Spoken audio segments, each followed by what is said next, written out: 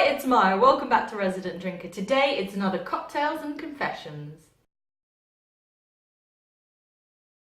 I am back again with another cocktail, and this is a bee's knees. It's delicious. I'm going to have a little sip. It is, and I'm just going to wipe the lipstick from the glass because that's kind of tacky.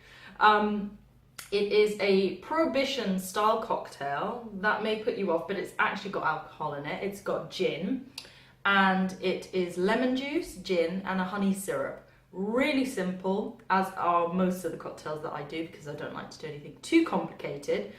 So I have my drink, and you'll be able to see how to make it shortly, but I also have some more confessions, so let's get started.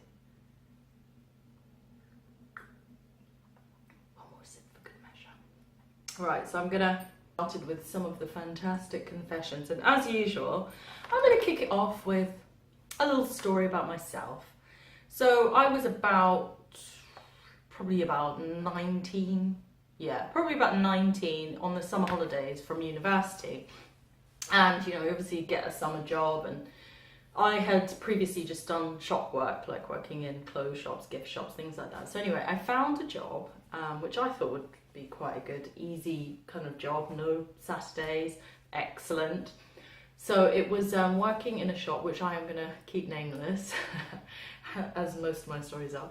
And I was basically asked to run the shop because of the previous experience I'd had and so on. So effectively, I was left to my own devices every day from 9 till about like 5:36 in the shop, and I would actually have to shut the shop to have my lunch break. Anyway, this was the most mind-numbing job I had ever done. There was like literally no one would come in this shop. And you might be thinking to yourself, yeah, well, look, you're getting paid to basically sit on your bum and do nothing all day, which would be great. But when you're 19, you kind of need some like stimulation type thing. Well, you know what I mean. Anyway, you know, someone to talk to even. And this is before Facebook, social media, all that sort of stuff. Yes, I am that old. So it was really, really boring. And I was just getting more and more depressed, and I rang my mum up on one of my lunch breaks crying, just saying, I can't do this job, I can't do it.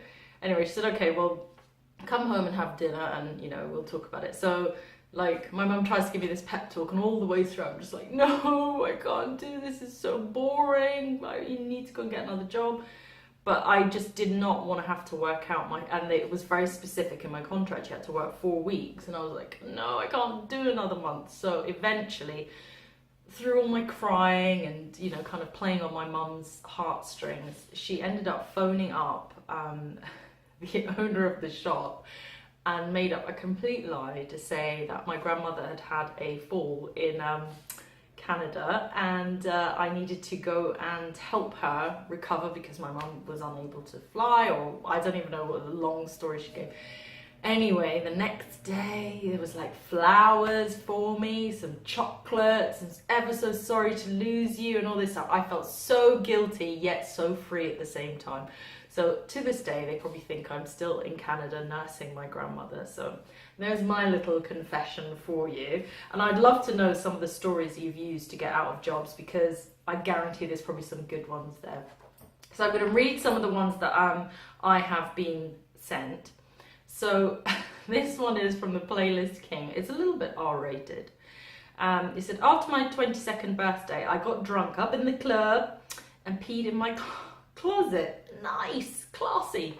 Found a note later telling me I was an a-hole. Well, there we go. I think you deserve that for peeing in your closet. And if possibly, I don't know if you were living with your parents, but if you were, I would have kicked your ass if I was your mom. Anyway, so next story I have is from DG Tronic. This is a good one. To this day, no one has heard this story, he told me. So, okay, so I set fire to the elementary school chemistry lab by accident by making one of the chemistry tubes explode. It had something boiling in it, and I just kept looking at it and not doing anything. The whole class were right there by that table, but thank God no one realised it was me. And the 2 teachers just assumed they had done something wrong, and to this day no one knows it was my fault.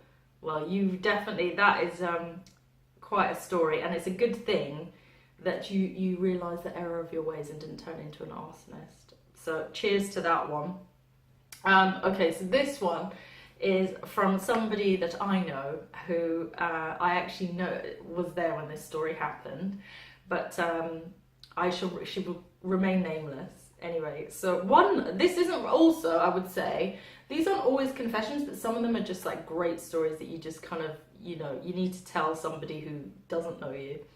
So one time after a night out at uni, I was absolutely desperate for a pee, so I asked my friend to hold up a coat to shield me whilst I had a wee in an alley. Just as I am peeing and the feeling of relief rushes through me, and I certainly couldn't have stopped, blue lights start flashing and a voice comes out of the speaker and says, "Bet you're embarrassed now." It was a pair of policemen having a brilliant laugh at my expense. This isn't really a confession because in an age, I said this is from the fact that how old I am. This is really a confession because in an age before Facebook, by the time I got home to the halls of residence, everyone knew I had been caught with my pants down, and they made the neenor sound of a police siren as I walked in. Now, that is classy behaviour, so cheers to you, you know who you are. And I hope you've enjoyed some of these funny stories and little confessions. And now you can go off and enjoy a little cocktail of your own. And I would love to hear some of your funny stories. So please send them in to me. You can email me at maya@residentdrinker.com. And I would absolutely love to hear some of your stories. So please remember to subscribe and I will see you soon. Cheers!